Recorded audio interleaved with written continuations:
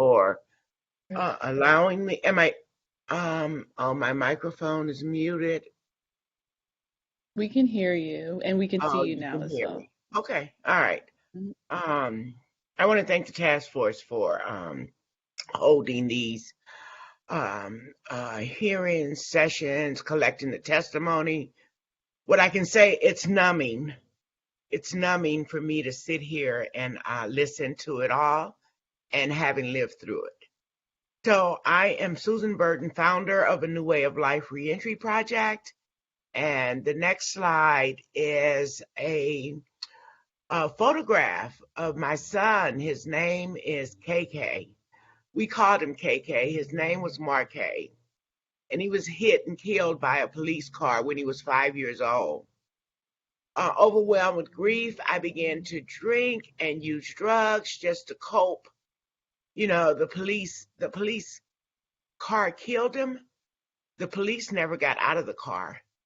And the police station never ever sent me a Miss Burton, I'm sorry, no type of acknowledgement. So I was filled with rage. Over the next 15 years, I was arrested over 6 times for the use of a controlled substance and was stayed under the auspice of or the authority of the criminal justice system for over 20 years. And what I want to say is I was a grieving mother and I needed help. I did not need punishment. Next slide.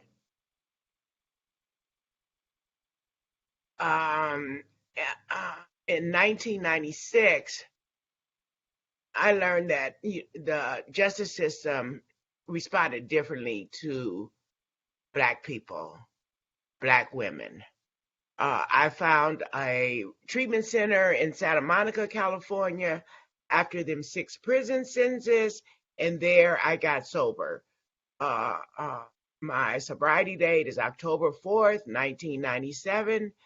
And I saw people, get court cards and get community service and get deferred to treatment and what have you, but that did not happen in South LA. Next slide. So after being in treatment for 100 days, I was able to pick up my bed and walk. I started a New Way of Life Reentry Project 1 year after leaving treatment.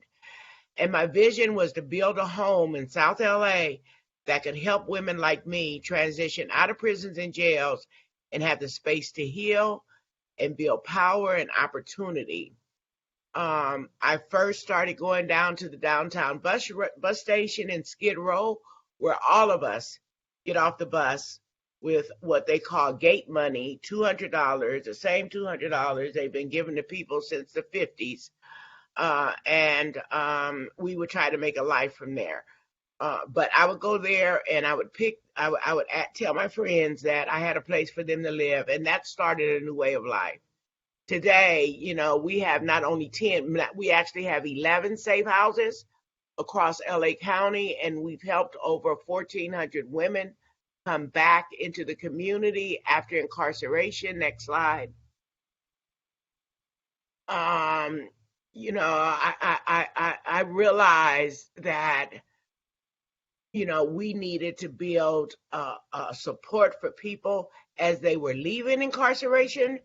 That all the money, our state money, our federal money, all our county resources was put on incarceration and punishing people. So with the help of a friend, Dorsey Nunn, we started organizing, we started leadership development. With the help of Professor Saul Sarabia, we created a legal clinic and has established a family reunification department within a new way of life. Next slide. We now have the 11 safe houses across LA County, and we're able to house about 70, 73 women at a time. Last year, we provided about 94 reentry services for women. And what we do is we have a holistic approach.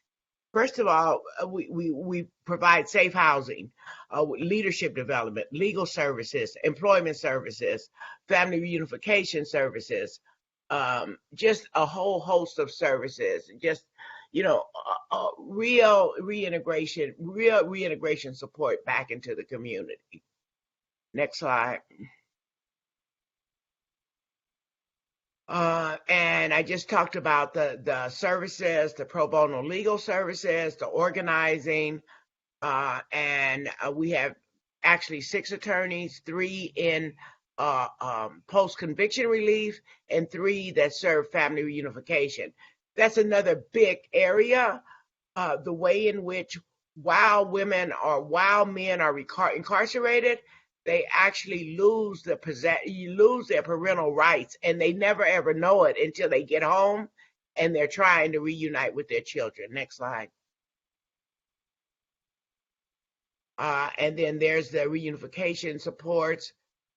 In 2021, we assisted 127 parents, and we're working to now bring those reunification clinics inside of the prison, inside of the jail, where people are able to keep their family rights intact while they're incarcerated. I think we've reunited about 400 women with their children total, the time span that we've been at A New Way of Life. Next slide. So we do advocacy and leadership development, policy development, voter registration, organizing, and then the leadership development. In 2021, we held a Peace and Justice Summit that we organized to shine a light on the disruption of family rights and to promote the restoration of families. And we also held a rally in Sacramento to bring this to the attention of our legislators. Next slide. We also tell stories. We have a Testify that allows people to tell their stories. I believe that our stories are really, really important for people to hear. I've heard so much today that, I mean, it's just numbing and chilling. And I think, how does this keep going on? But it continues to happen, and we're going to have to call. I hope this reparations task force will be able to call some of it on the rug. We'll be able to end some of it or all of it. Next slide. On the earlier slide, you saw the book that I published called Becoming Miss Burton, From Prison to Recovery to Leading the Fight for Incarcerated Women. When I published the book so that I could tell the story of women, not just my story, but how we incarcerate so many women, and women being the fastest growing segment of the criminal justice system. And that book took me all around the nation, where I had the opportunity to go in prisons everywhere. And what I heard overwhelmingly is, Miss Burton, will you bring a house to my state, to my city, to my county? When we leave prison, we have nothing. No one looks out for us. No one tries to help us. And we end up getting back involved in the same stuff. We need a house like that here. So what I did was I developed the Safe Housing Network. It's a network of women, formerly incarcerated women all over the country, that are providing a replicate model of a new way of life. So thus far, we have 16 network members operating in 12 states. Last week, I just added 5 more members to the Safe Housing Network. We're also in a couple of countries, Kenya, Uganda, and of course in the USA. The members receive training, technical support, and I actually fund them to start opening up the first house. We've been really fortunate here at A New Way of Life that we've created a model and a brand that people are willing to support. And so I'm willing also to support other people to become leaders. None of us can do this alone, and it needs to happen everywhere. Um, Next slide. Is there a next slide? These are ways that you can learn more about a new way of life or either get involved.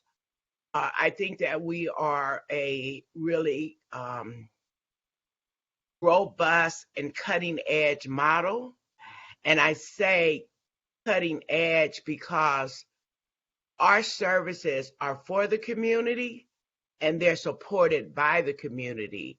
I've had the opportunity in my 20 years to understand different types of resources, from county resources, city resources, state resources, federal resources. And what I've learned is that those government resources perpetrate the same harms on community members as the justice system does on its folks.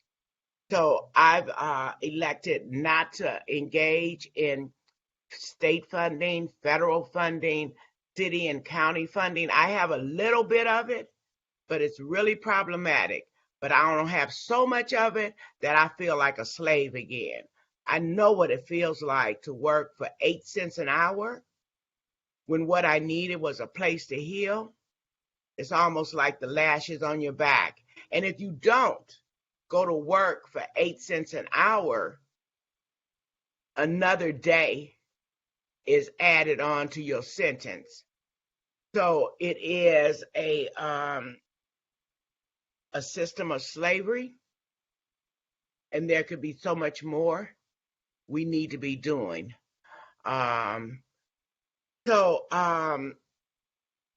Again, I'm thankful to be here testifying. I think our model is a model that works, that, I say all the time, is freedom work. It allows people to become the best that they can be and be supported and valued, not moved as a body from one place to another, but supported to know their strengths, supported to know that they have something to contribute, and supported to find that contribution and give it to the world, give it to the nation, give it to the children, give it to the community. So that's my presentation. I hope that it adds some hope to what's possible, because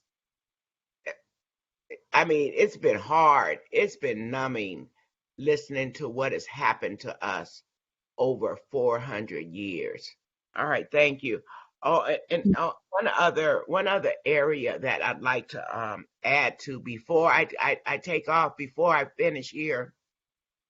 One of the things that I've recognized for folks that are incarcerated, Black folks that are incarcerated, in addition to being, tortured and incarcerated and punished, the opportunities that do exist, the few and far in between opportunities that do exist behind the walls, Black folks are not allowed to engage in them. For instance, I have an employment. So, for instance, when I was in prison, I never ever got to do drug treatment or go to the training class, or they wanted me to cut the line.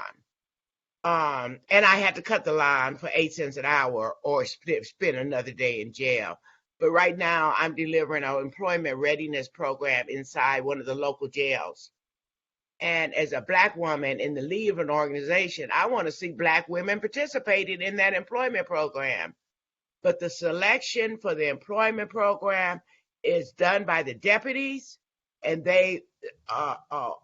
Black women are 8% of the people that have the opportunity to participate in that employment readiness program. And the employment readiness program gives you access to housing, clothing when you're released, $2,700, just a whole host of stuff that they get. But there's a problem with what Black people have access to even while they're incarcerated. So I'm going to end there, and I hope what Miss I add something to the panel. Thank you.